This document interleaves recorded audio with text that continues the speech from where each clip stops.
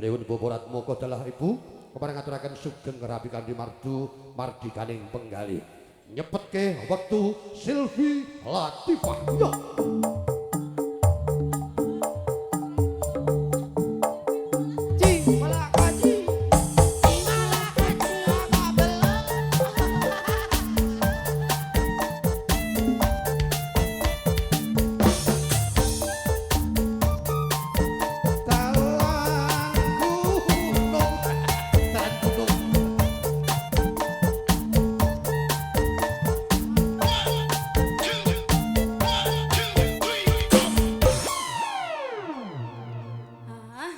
Ini bojomu ki wis rada jengkel karo kowe kono.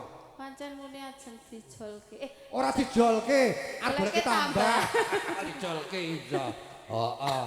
Dijolke mono ya akeh sing do gelem kok ya njuk ayo.